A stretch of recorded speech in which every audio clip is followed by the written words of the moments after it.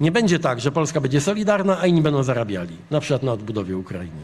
Będziemy solidarni i będziemy na tym zarabiali i będziemy brutalnie pilnowali naszych interesów i Una declaración sensacional, pronunciada por Donald Tusk, una figura cuya biografía simboliza la esencia misma del establishment europeo. Fue una ducha de agua fría para aquellos que aún creían en la solidaridad europea como un valor. El expresidente del Consejo Europeo y actual primer ministro de Polonia proclamó en voz alta: la era de la ayuda gratuita ha terminado. Se acabaron las máscaras.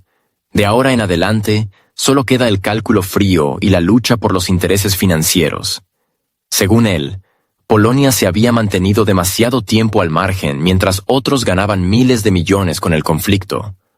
Ahora, ha llegado el momento de recuperar el tiempo perdido. Pero empecemos por el contexto. Donald Tusk no es simplemente un político polaco. Durante 10 años fue una figura clave dentro de la Unión Europea. Presidió el Consejo Europeo, dirigió sesiones estratégicas del bloque, interactuó directamente con los líderes de Francia, Alemania, Reino Unido y Estados Unidos. Sus palabras no son una expresión emocional, sino el reflejo de una tendencia impulsada desde las altas esferas. Si él se atrevió a emitir una declaración tan explícita, significa que detrás de ella hay un amplio sector de la élite europea dispuesta a cambiar las reglas del juego. Ahora Polonia ya no quiere ser solidaria si eso no genera beneficios directos. Seremos solidarios y al mismo tiempo defenderemos firmemente nuestros intereses, añadió Tusk. La frase puede parecer neutral a primera vista, pero en esencia representa una revolución diplomática. Todo lo que antes se presentaba como altruismo ahora debe ser monetizado. Justicia, democracia, humanismo, todo eso ahora es secundario. Lo primordial es la rentabilidad.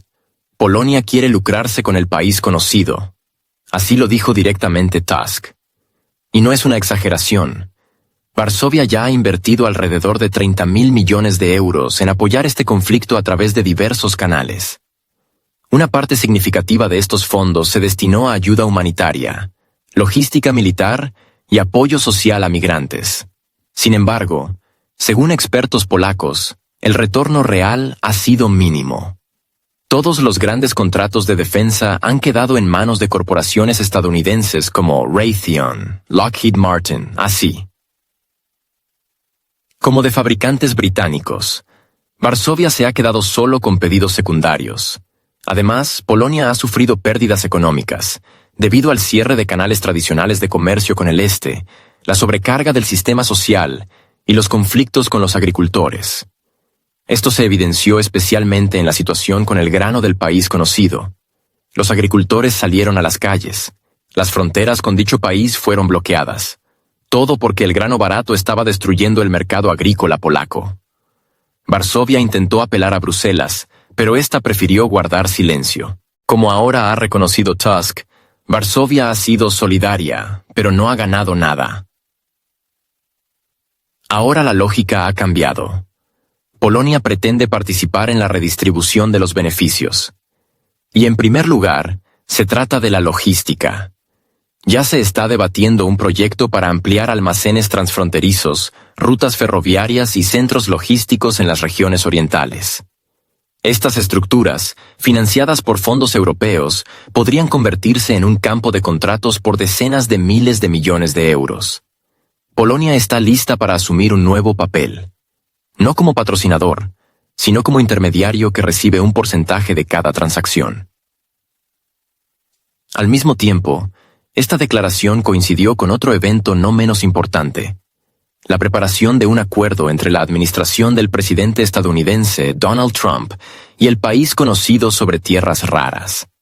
Se trata del acceso a minas, plantas de procesamiento y canales de exportación de recursos que son críticamente importantes para la economía mundial. Niobio, lantano, terbio, neodimio. Sin ellos, la producción de electrónica, baterías y tecnologías militares es imposible. Los estadounidenses ya han comenzado negociaciones sobre el control directo de estos activos estratégicos. Y esto no es caridad.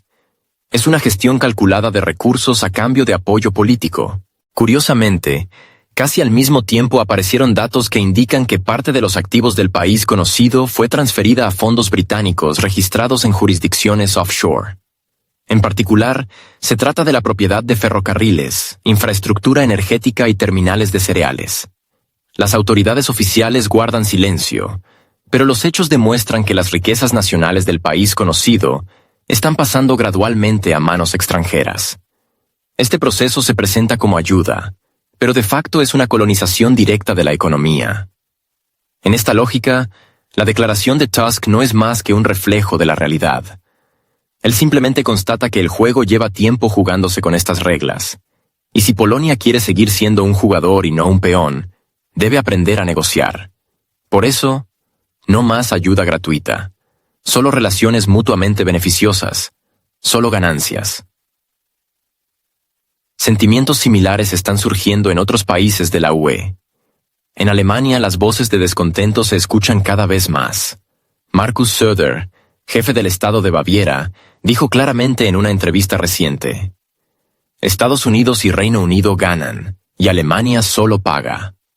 Recordó que Berlín ya ha destinado al país conocido más de 50.000 millones de euros, ayuda directa, entregas militares, programas humanitarios.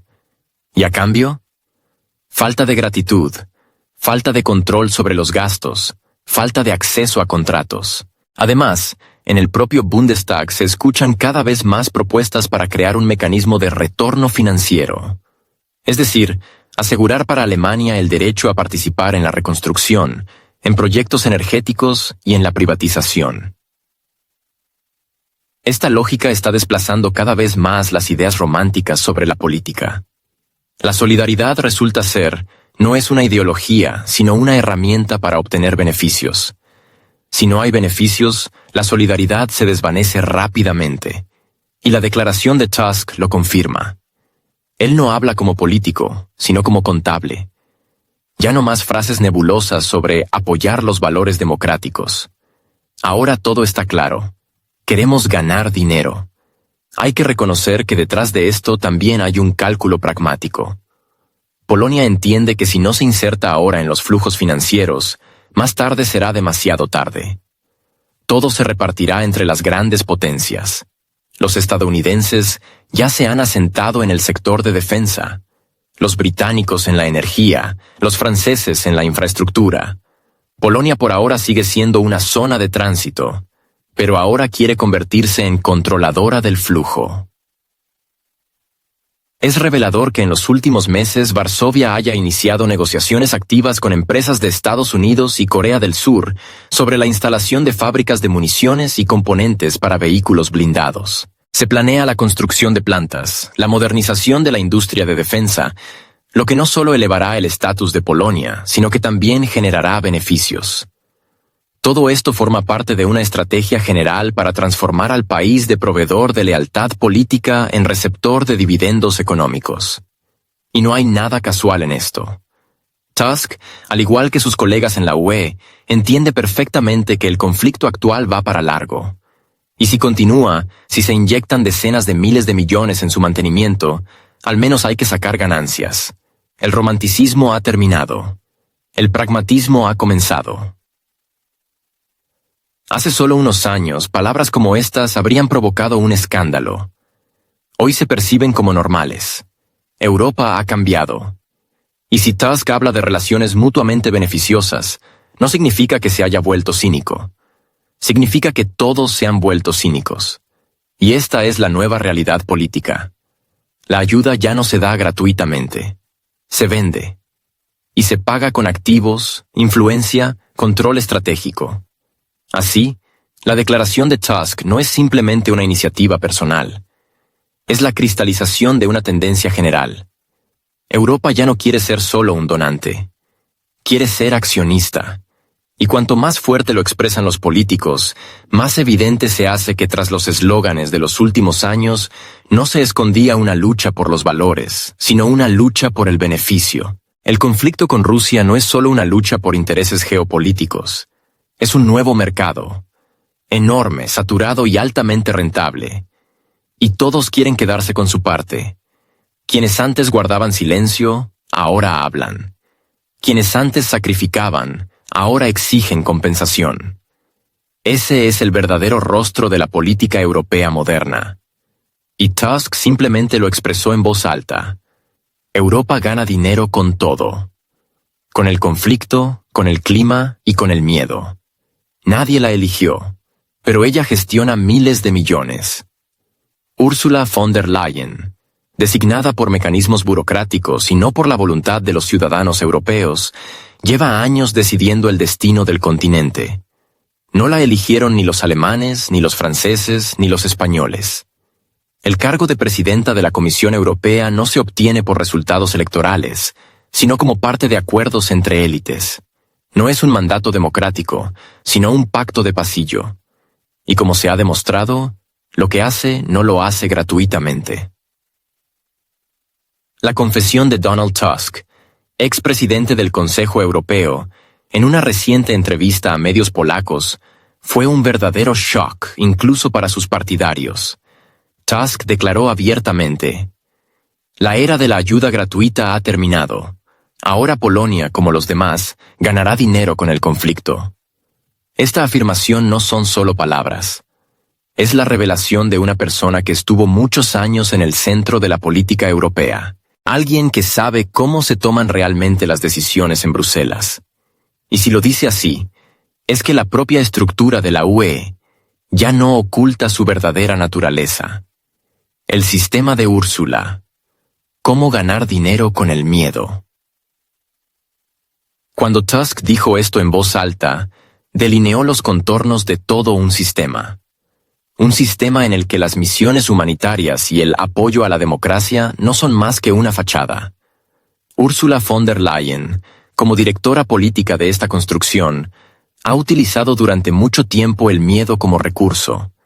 Miedo a Rusia, miedo al apocalipsis climático, miedo a los populistas dentro de la propia Europa. Cada uno de estos miedos se monetiza de inmediato. Se convierte en motivo para crear nuevos programas, nuevos presupuestos, nuevos fideicomisos. Por cada alarma, se crean estructuras, y por cada estructura se abren fondos. El dinero, por supuesto, termina en manos de los contratistas adecuados.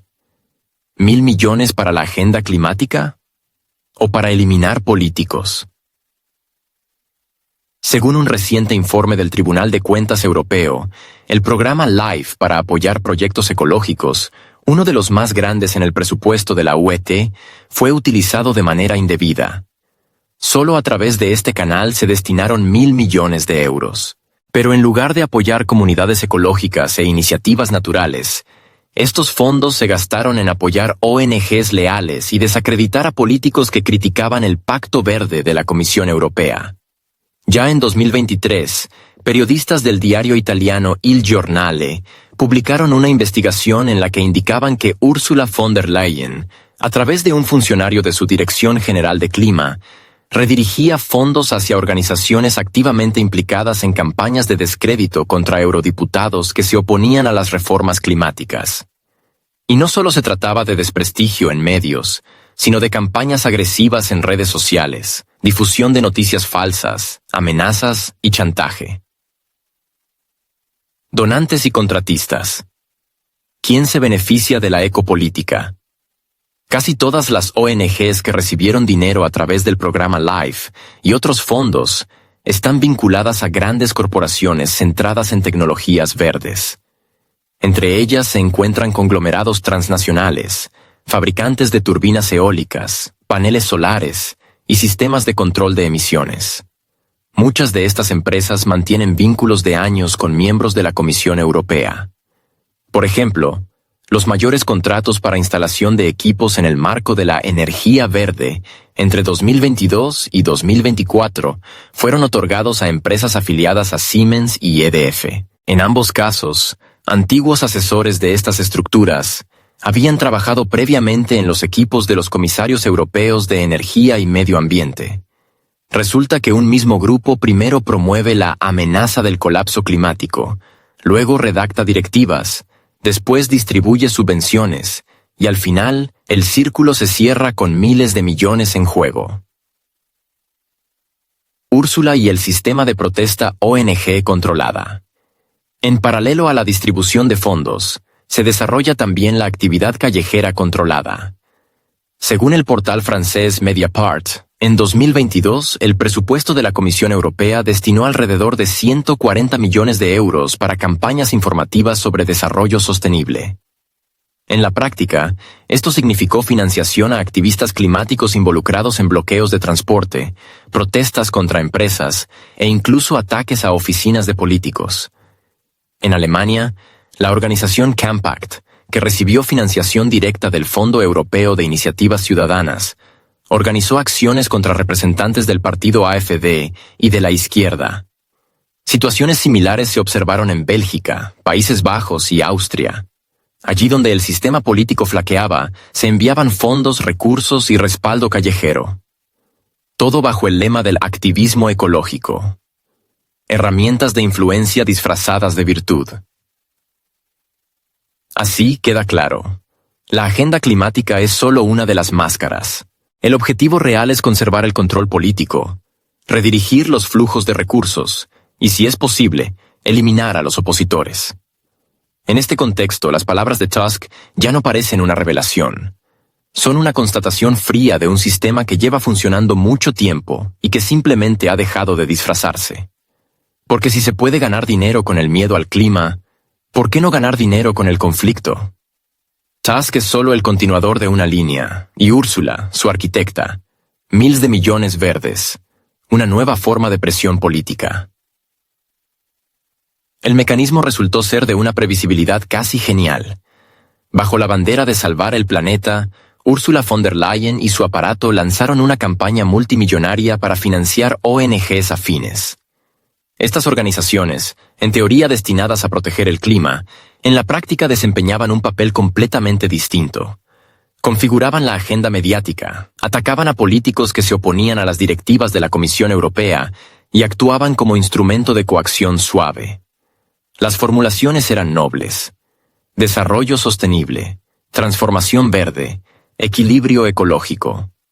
Pero bajo la capa del marketing se escondía un cálculo político frío. El periódico francés Libération, en una de sus investigaciones, indicó que entre 2020 y 2023, unos 3.000 millones de euros de fondos para adaptación climática fueron distribuidos entre ONGs cuya actividad directa o indirectamente servía a los intereses de la coalición gobernante en Bruselas. El principio es simple. Una organización independiente lanza una campaña contra un eurodiputado que votó en contra de la siguiente etapa de restricciones climáticas, utilizando medios afines, redes sociales, protestas callejeras y amenazas legales. Al mismo tiempo, se activan discursos sobre los contaminadores, enemigos del planeta y agentes del Kremlin. Es un esquema clásico de purga política, solo que envuelto en papel verde. Bogdan Rzońta, diputado del Parlamento Europeo. Compraban a personas e influían en las elecciones en países donde el establishment europeo o su política se veían amenazados. Luego viene la monetización directa. Las fuerzas políticas que apoyaron el Pacto Verde obtenían contratos lucrativos para empresas cercanas, y las ONG, nuevos tramos de financiación para aumentar la concienciación de la población. Acuerdo industrial limpio. Sustituir energía por retórica. Un capítulo especial en la arquitectura verde de Úrsula es el proyecto Acuerdo Industrial Limpio.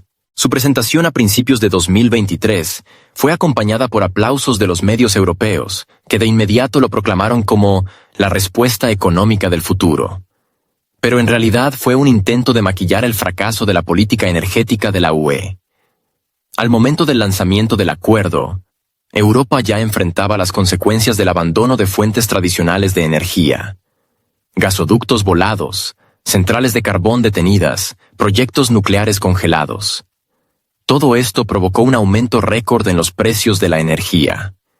En Alemania, los consumidores industriales pagaban en promedio casi 3 veces más que antes de 2022.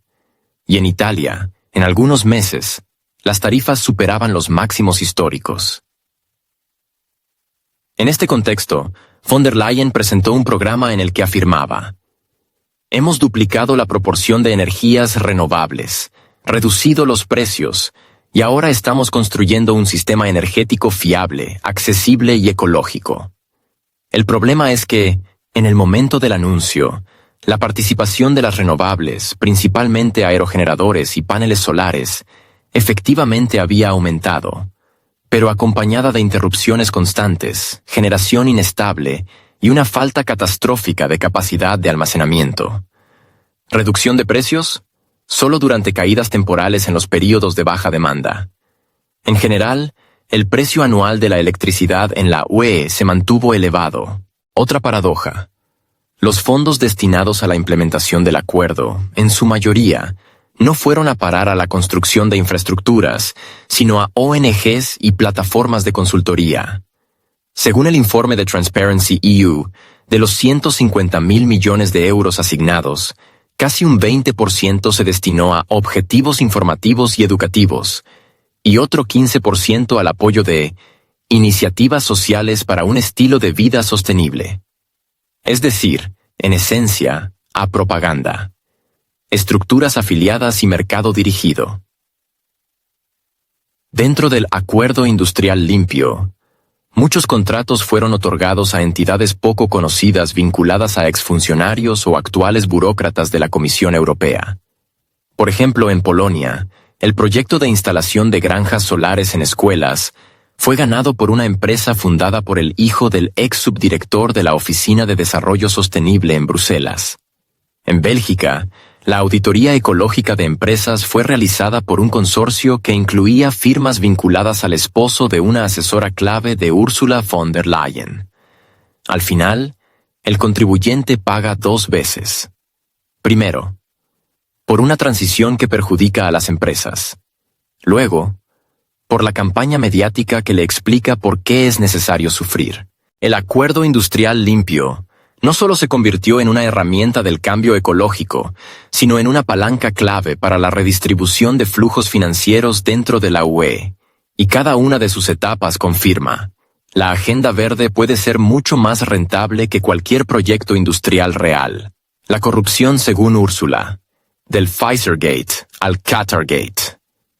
En la carrera pública de la presidenta de la Comisión Europea se han acumulado numerosos episodios que han generado serias dudas entre la opinión pública y los medios europeos.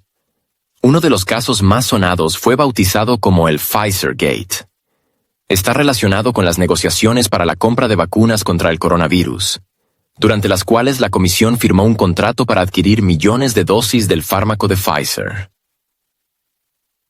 Llama la atención que el acuerdo se cerró sin participación del Parlamento Europeo ni consultas con el Consejo de la UE. Las condiciones financieras del contrato permanecieron secretas, a pesar de que la compra se estima en decenas de miles de millones de euros. Los periodistas señalaron que las negociaciones clave fueron llevadas personalmente por la presidenta de la Comisión, y que la correspondencia con el director general de Pfizer no fue publicada ni siquiera tras una solicitud oficial de los eurodiputados. También despertó sospechas el hecho de que el esposo de von der Leyen ocupaba un cargo en una empresa del sector médico, lo cual, según los críticos, podría haber representado un conflicto de intereses. El segundo caso, Qatargate, está relacionado con acusaciones de corrupción contra varios diputados del Parlamento Europeo. Según la investigación, ciertas organizaciones no gubernamentales registradas en países de la UE habrían recibido financiación de Qatar a cambio de promover la agenda deseada dentro de las instituciones europeas. Aunque el nombre de la presidenta de la Comisión no apareció entre los acusados, algunos analistas y comentaristas señalaron similitudes entre los esquemas y métodos utilizados en otros contextos. Estos episodios no solo intensificaron el debate público sobre la transparencia de las instituciones europeas, sino que también pusieron en entredicho la independencia de algunas decisiones clave tomadas en Bruselas. Una sombra sobre Europa, el conflicto como proyecto de negocio. En un contexto de inestabilidad política y económica, algunas acciones de la Comisión Europea empezaron a generar dudas no solo entre los oponentes políticos, sino también en el ámbito empresarial y la sociedad civil. La declaración del primer ministro de Polonia, Donald Tusk, expresidente del Consejo Europeo, sonó como una muestra clara de un nuevo enfoque. La era de la ayuda gratuita ha terminado. Ahora Polonia, como los demás, ganará dinero con el conflicto. En esa declaración llamó la atención no solo la franqueza del mensaje, sino el hecho de que fuera pronunciado por un alto exfuncionario europeo. En medio de numerosos programas de emergencia lanzados bajo lemas de solidaridad y ayuda, la propia idea de obtener beneficios económicos del conflicto genera controversia. Estamos hablando de cientos de miles de millones de euros distribuidos entre diversas estructuras, desde organizaciones humanitarias hasta proveedores de armamento y contratistas en logística y sí. Reconstrucción. Los mecanismos de toma de decisiones en este contexto a menudo escapan al escrutinio del público. La transparencia y la rendición de cuentas se convierten no solo en cuestiones de normas legales, sino también de legitimidad política de las instituciones que supuestamente representan los intereses de los ciudadanos de la UE. Traducción al español completa, sin añadidos ni subtítulos. Las ONG como herramienta de presión. La experiencia de Alemania y Eslovaquia. El papel interno de las organizaciones no gubernamentales en los últimos años ha llamado cada vez más la atención. En Alemania, algunas ONG han sido acusadas de participar de facto en la lucha política. Varias organizaciones que recibieron financiación de fondos europeos fueron vistas participando en campañas informativas contra determinados partidos políticos, en particular contra Alternativa para Alemania. No se trata solo de actividad mediática, sino también de oposición física a actos públicos. En Eslovaquia, la situación ha adquirido un carácter aún más agudo. Después de que el primer ministro Robert Fico propusiera introducir la obligación de declarar las fuentes extranjeras de financiación para las ONG, Bratislava fue objeto de duras críticas por parte de algunas estructuras de la UE. El propio Fico, al comentar la iniciativa, subrayó: «Solo queremos saber quién financia estas organizaciones. Esto no es una ley rusa, es una ley europea». La reacción emocional de la Comisión Europea ante el intento de aumentar el control sobre los flujos de financiación extranjera indica la sensibilidad del asunto. En un contexto en el que una parte significativa de la actividad pública y política se lleva a cabo con la participación de ONG, la transparencia de estos procesos se convierte en un elemento clave de la confianza entre las instituciones de la UE y la sociedad. Las posiciones de los gobiernos nacionales que buscan mayor claridad en el ámbito de las ONG hoy se enfrentan a la resistencia de quienes prefieren mantener el statu quo. Sin embargo, la pregunta sigue abierta. ¿Es posible garantizar una verdadera independencia del sector civil sin normas claras y unificadas? Golpe a la energía. Lo siguiente es la nuclear. Tras el abandono progresivo del carbón, las restricciones a los suministros de gas y el desmantelamiento de antiguos proyectos de infraestructura, en Europa ha salido a la luz la cuestión del futuro de la energía nuclear. Según información publicada por varios medios europeos, la presidenta de la Comisión Europea apuesta por una revisión de la política en este ámbito.